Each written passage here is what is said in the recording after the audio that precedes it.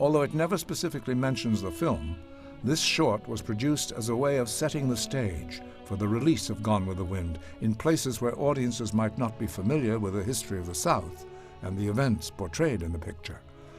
Depictions of racial stereotypes were still a common practice in the films of the day, and there are certain elements in the Old South that are today considered unacceptable.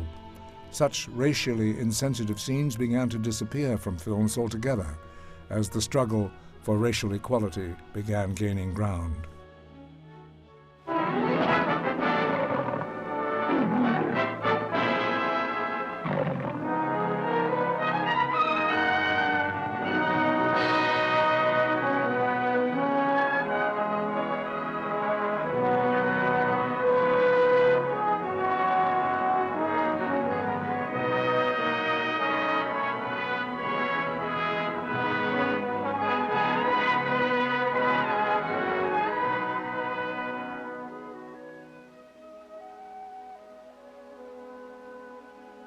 Way down yonder is the land of cotton, the greatest individual commodity on the face of the earth. Cotton for your clothes, cotton for your food, cotton for the roof over your head, cotton for 10,000 other vital products which could not exist without cotton.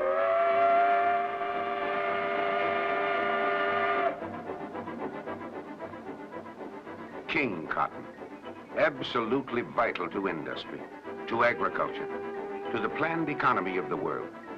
But its history is no cold story of commerce. Cotton has romance.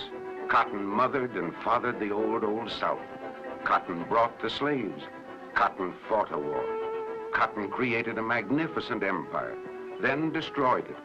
Cotton was the South. Cotton is the South.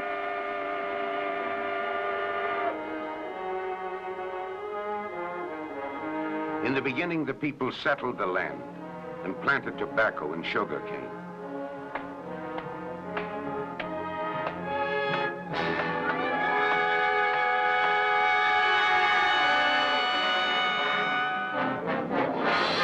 The South was land rich, but dollar poor. The South was building an empire, but needed a big product, a big staple crop to support it. From India was brought a strange plant called cotton. Cotton was good for the South. The South was good for cotton. The climate was right. It was easy to grow. The market was universal. England wanted cotton, strong, long American cotton. France and Germany wanted cotton. Italy and Russia and Spain wanted cotton. It sold high, but the South wasn't rich. They could grow enough cotton to blanket the world, but they couldn't market it. They couldn't separate the seed from the lint fast enough. A man could pick 200 pounds of cotton in a day. He could separate only 1 pound. But the South kept growing cotton and hoping.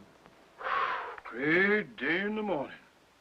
If we could just grow cotton without the seed, we sure would be rich. Yes, sir, Pappy. And if we could grow watermelon without any seed, I sure would be happy. Hush your mouth, boy. Ain't no seed, ain't no watermelon. Ain't no cotton, ain't no nothing without no seed. Mommy, I was kind of tired. Can I go to bed now? Yes, child. Soon as you pick your shoes full of seed. Cotton you is so soft, but it's so hard to get the seed from the lint.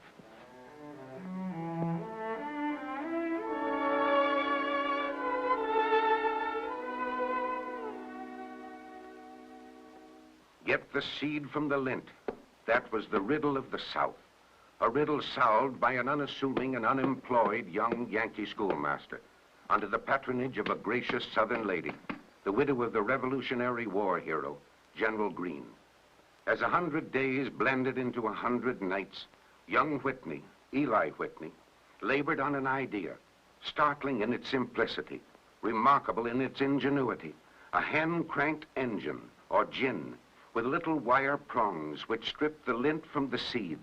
Whitney was given great credit, but very little cash, for he was buried under the epic importance of his empire-building machine.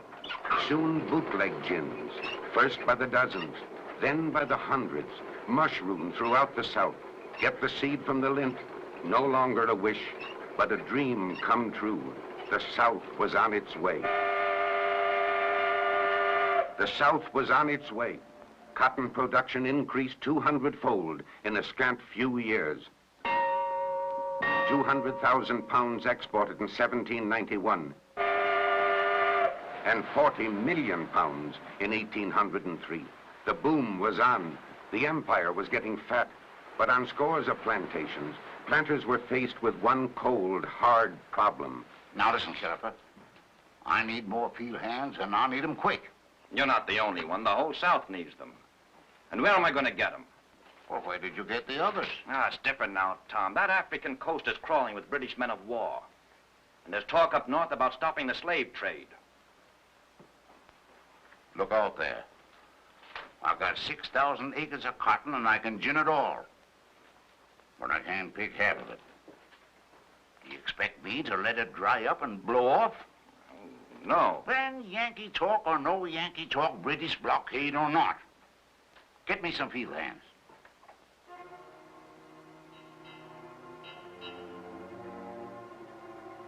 So Cotton brought more slaves, brought them from the west coast of Africa, brought them by the thousands. Black cargo and white sails, lean-jawed slavers loaded up and put about for the run home, facing the sea might of the British blockade.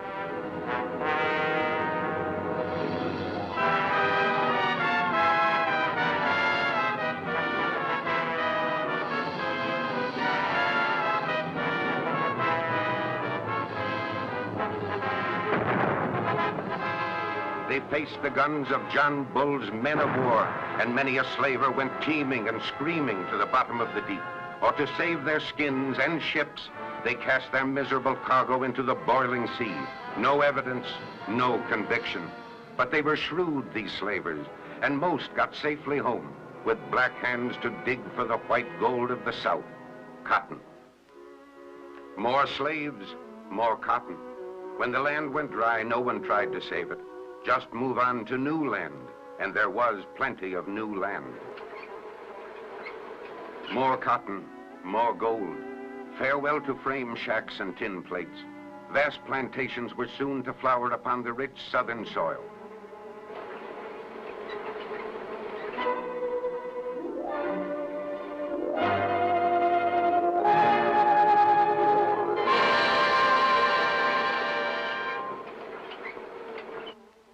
There came to the South an era of wondrous beauty, of moonlight and magnolias and mint juleps, an era of chivalry and true hospitality, a gallant race of devil-may-care cavaliers and their lovely ladies fair.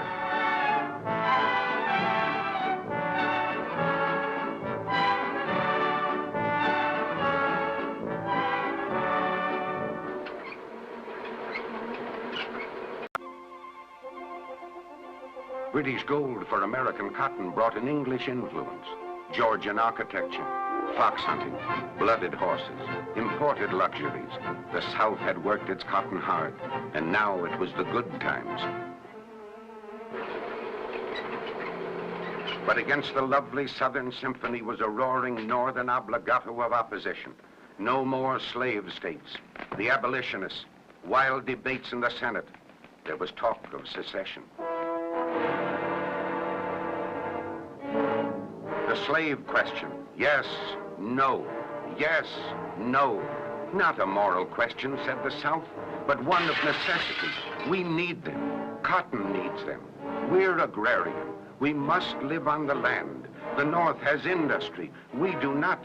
The slave question, yes, no, yes, no. A house divided against itself cannot stand. I believe this government cannot endure permanently, half slave and half free.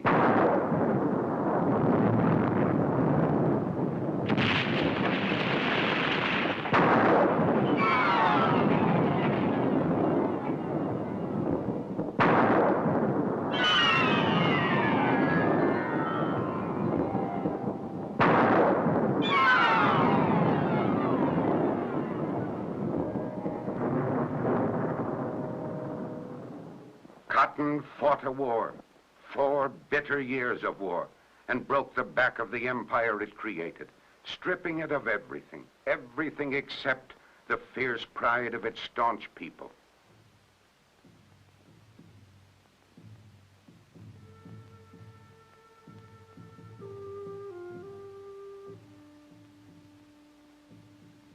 Gone, gone with the wind, the land of way down yonder, the land of cotton. And out of its ashes grew neither defeat nor despair, but a vision of a new and greater empire. So as in the beginning, the people went back to the land and cotton. The land was black with the rot of war, but the land could be white with a blanket of cotton, for cotton is the South, will always be the South. And so the people faced the sun to reclaim their heritage, to rebuild with their faith, their strength, their courage, to reconstruct with their cotton a glorious nation which had gone with the wind.